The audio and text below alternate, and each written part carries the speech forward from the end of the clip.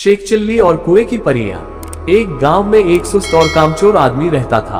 काम धाम तो वह कोई करता न था, हाँ बातें बनाने में बड़ा माहिर था। इसलिए लोग उसे शेख चिल्ली कहकर पुकारते थे। शेख चिल्ली के घर की हालत इतनी खराब थी कि महीने में 20 दिन चूल्हा नहीं जल पाता था। शेख चिल्ली की बेवकूफी और सुस्ती की सजा उसकी बीवी को भी भुगतनी पड़ती और भूखे रहना पड़ता। एक दिन शेख चिल्ली की बीवी को बड़ा गुस्सा आया। वह बहुत बिगड़ी और कहा, अब मैं तुम्हारी कोई भी बात नहीं सुनना चाहती। चाहे जो कुछ करो, लेकिन मुझे तो पैसा चाहिए। जब तक तुम कोई कमाई करके नहीं लाओगे, मैं घर में नहीं घुसने दूंगी। ये कहकर बीवी ने शेख चिल्ली को नौकरी की खोज में जाने को मजबूर कर दिया। साथ में रास्ते के लिए 4 रूखी सूखी रोटियां भी बांध दी। साग सालन कोई था ही नहीं, देती कहां से। इस प्रकार शेख चिल्ली को न चाहते हुए भी नौकरी की खोज में निकलना पड़ा। शेख चिल्ली सबसे पहले अपने गांव के साहूकार के यहाँ गए। सोचा कि शायद साहूकार कोई छोटी मोटी नौकरी दे दे, लेकिन निराश होना पड़ा। साहूकार के कारिंदों ने ड्योढ़ी पर से ही डांट डपट कर भगा दिया। अब शेख चिल्ली के सामने कोई रास्ता नहीं था। फिर भी एक गांव से दूसरे गांव तक दिन भर भटकते रहे। घर लौट नहीं सकते थे, क्योंकि बीवी ने सख्त हिदायत दे रखी थी कि जब तक नौकरी न मिल जाए, घर में पैर न रखना। दिन भर चलते चलते जब शेख चिल्ली थक कर चूर हो गए तो सोचा कि कुछ देर सुस्ता लिया जाए। भूख भी जोरों की लगी थी, इसलिए खाना खाने की बात भी उनके मन में थी। तभी कुछ दूर पर एक कुआं दिखाई दिया। शेख चिल्ली को हिम्मत बंधी और उसी की ओर बढ़ चले। कुएं के चबूतरे पर बैठकर शेख चिल्ली ने बीवी की दी हुई रोटियों की पोटली खोली। उसमें 4 रूखी सूखी रोटियां थी। भूख तो इतनी जोर की लगी थी कि उन चारों से भी पूरी तरह न बुझ पाती। लेकिन समस्या ये भी थी कि अगर चारों रोटियों आज ही खा डाली तो कल परसों या उससे अगले दिन क्या करूंगा, क्योंकि नौकरी खोजे बिना घर घुसना नामुमकिन था। इसी सोच विचार में शेख चिल्ली बार बार रोटियां गिनते और बार बार रख देते। समझ में नहीं आता कि क्या किया जाए। जब शेख चिल्ली से अपने आप कोई फैसला न हो पाया तो कुएं के देव की मदद लेनी चाहिए। वह हाथ जोड़कर खड़े हो गए और बोले, हे बाबा, अब तुम ही हमें आगे रास्ता दिखाओ। दिन भर कुछ भी नहीं खाया है। भूख तो इतनी लगी है कि चारों को खा जाने के बाद भी शायद ही मिट पाए। लेकिन अगर चारों को खा लेता हूं तो आगे क्या करूंगा। मुझे अभी कई दिनों यहीं आसपास भटकना है। इसलिए हे कुआं बाबा, अब तुम ही बताओ कि मैं क्या करूं। 1 खाऊं, 2 खाऊं, 3 खाऊं, चारों खा जाऊं। लेकिन कुएं की ओर से कोई जवाब नहीं मिला। वह बोल तो सकता नहीं था, इसलिए कैसे जवाब देता। उस कुएं के अंदर 4 परियां रहती थीं। उन्होंने जब शेख चिल्ली की बात सुनी तो सोचा कि कोई दानव आया है जो उन्हीं चारों को खाने की बात सोच रहा है। इसलिए तय किया कि चारों को कुएं से बाहर निकालकर उस दानव की विनती करनी चाहिए, ताकि वह उन्हें न खाए। ये सोचकर चारों परियां कुएं से बाहर निकल आए। हाथ जोड़कर वे शेख चिल्ली से बोली, हे दानवराज, आप तो बड़े बलशाली हैं। आप व्यर्थ ही हम चारों को खाने की बात सोच रहे हैं। अगर आप हमें छोड़ दें तो हम कुछ ऐसी चीजें आपको दे सकती हैं जो आपके बड़े काम आएंगी। परियों को देखकर व उनकी बातें सुनकर शेख चिल्ली हक्के बक्के रह गए। समझ में न आया कि क्या जवाब दे। लेकिन परियों ने इस चुप्पी का यह मतलब निकाला कि उनकी बात मान ली गई। इसलिए उन्होंने एक कठपुतला व एक कटोरा शेख चिल्ली को देते हुए कहा, हे दानवराज, आपने हमारी बात मान ली, इसलिए हम सब आपका बहुत बहुत उपकार मानती हैं। साथ ही अपनी ये 2 तुच्छ भेंटें आपको दे रही हैं। ये कठपुतला हर समय आपकी नौकरी बजाएगा। आप जो कुछ कहेंगे करेगा, और यह कटोरा वह हर एक खाने की चीज आपके सामने पेश करेगा जो आप इससे मांगेंगे। इसके बाद परियां फिर कुएं के अंदर चली गई। इस सब से शेख चिल्ली की खुशी की सीमा न रही। उसने सोचा कि अब घर लौट चलना चाहिए, क्योंकि बीवी जब इन दोनों चीजों के करतब देखेगी तो फूली न समाएगी। लेकिन सूरज डूब चुका था और रात घिर आई थी।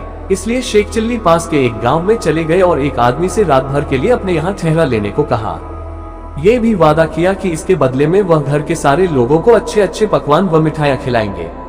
वह आदमी तैयार हो गया और शेख चिल्ली को अपनी बैठक में ठहरा लिया। शेख चिल्ली ने भी अपने कटोरे को निकाला और उसने अपने करतब दिखाने को कहा। बात की बात में खाने की अच्छी अच्छी चीजों के ढेर लग गए।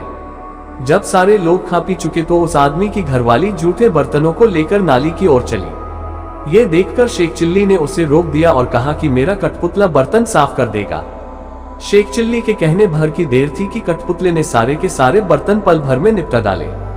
शेख चिल्ली के कठपुतले और कटोरे के यह अजीबोगरीब करतब देखकर गांव के उस आदमी और उसकी बीवी के मन में लालच आ गया। शेख चिल्ली जब सो गए तो वह दोनों चुपके से उठे और शेख चिल्ली के कटोरे व कठपुतले को चुराकर उनकी जगह एक नकली कठपुतला और नकली ही कटोरा रख दिया।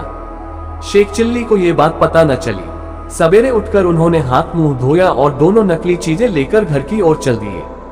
घर पहुंचकर उन्होंने बड़ी डींगे हाँकी और बीवी से कहा, भगवान, अब तुझे कभी किसी बात के लिए झींकना नहीं पड़ेगा। न घर में खाने को किसी चीज की कमी रहेगी और न ही कोई काम हमें तुम्हें करना पड़ेगा। तुम जो चीज खाना चाहोगी मेरा ये कटोरा तुम्हें खिलाएगा और जो काम करवाना चाहोगी मेरा ये कठपुतला कर डालेगा। लेकिन शेख चिल्ली की बीवी को इन बातों पर विश्वास न हुआ। उसने कहा, तुम तो ऐसी डींगे रोज ही मारा करते हो, कुछ करके दिखाओ तो जानूं। हाँ, क्यों नहीं, शेख चिल्ली ने तपाक से जवाब दिया और कटोरा व कठपुतले में अपने अपने करतब दिखाने को कहा। लेकिन वह दोनों चीजें तो नकली थीं, अतः शेख चिल्ली की बात झूठी निकली। नतीजा ये हुआ कि उनकी बीवी पहले से ज्यादा नाराज हो उठी। कहा, तुम मुझे इस तरह धोखा देने की कोशिश करते हो। जब से तुम घर से गए हो घर में चूल्हा नहीं जला है। कहीं जाकर मन लगाकर काम करो तो कुछ तनख्वाह मिले और हम दोनों को 2 जून खाना नसीब हो। इन जादुई चीजों से कुछ नहीं होने का। बेबस शेख चिल्ली खिसियाए हुए से फिर चल दिए। वो फिर उसी कुएं के चबूतरे पर जाकर बैठ गए। समझ में नहीं आ रहा था कि अब क्या किया जाए। जब सोचते सोचते वह हार गए और कुछ भी समझ में न आया तो उनकी आंखें छलछला आई और रोने लगे। ये देखकर कुएं की चारों परियां फिर बाहर आई और शेख चिल्ली से उनके रोने का कारण पूछा। शेख चिल्ली ने सारी आपबीती कह सुनाई। परियों को हंसी आ गई। वे बोली, हमने तो तुमको कोई भयानक दानव समझा था और इसलिए खुश करने के लिए वे चीजें दी थी, लेकिन तुम तो बड़े ही भोले भाले और सीधे आदमी निकले। खैर, घबराने की जरूरत नहीं, हम तुम्हारी मदद करेंगे। तुम्हारा कठपुतला और कटोरा उन्हीं लोगों ने चुराया है जिनके यहाँ रात को तुम रुके थे। इस बार तुम्हें एक रस्सी व डंडा दे रही है। इनकी मदद से तुम उन दोनों को बांध व मारकर अपनी दोनों चीजें वापस पा सकते हो। इसके बाद परियां फिर कुएं में चली गई। जादुई रस्सी डंडा लेकर शेख चिल्ली फिर उसी आदमी के यहाँ पहुंचे और कहा, इस बार मैं तुम्हें कुछ और नए करतब दिखाऊंगा। वह आदमी भी लालच का मारा था। उसने समझा कि इस बार कुछ और जादुई चीजें हाथ लगेंगी, इसलिए उसने खुशी खुशी शेख चिल्ली को अपने यहाँ टिका लिया। लेकिन इस बार उल्टा ही हुआ। शेख चिल्ली ने जैसे ही हुक्म दिया वैसे ही उस घरवाले व उसकी बीवी को जादुई रस्सी ने कसकर बांध लिया और जादुई डंडा दनादन पिटाई करने लगा। अब तो वे दोनों चीखने चिल्लाने और माफी मांगने लगे। शेख चिल्ली ने कहा, तुम दोनों ने मुझे धोखा दिया है। मैंने तो ये सोचा था कि तुमने मुझे रहने को जगह दी है, इसलिए मैं भी तुम्हारे साथ कोई भलाई कर दूं। लेकिन तुमने मेरे साथ उल्टा बर्ताव किया, मेरे कठपुतले और कटोरे को ही चुरा लिया। अब जब वे दोनों चीजें तुम मुझे वापस कर दोगे तभी मैं अपनी रस्सी व डंडे को रुकने का हुक्म दूंगा। उन दोनों ने झटपट दोनों चुराई हुई चीजें शेख चिल्ली को वापस कर दी। ये देखकर शेख चिल्ली ने भी अपनी रस्सी व डंडे को रुक जाने का हुक्म दे दिया। अब अपनी चारों जादुई चीजें लेकर शेख चिल्ली प्रसन्न मन से घर को वापस लौट पड़े। जब बीवी ने फिर देखा कि शेख चिल्ली वापस आ गए हैं तो उसे बड़ा गुस्सा आया। उसे तो कई दिनों से खाने को कुछ मिला नहीं था, इसलिए वह भी झुंझलाई हुई थी। दूर से ही देखकर वह चीखी, कामचोर, तुम फिर लौट आए।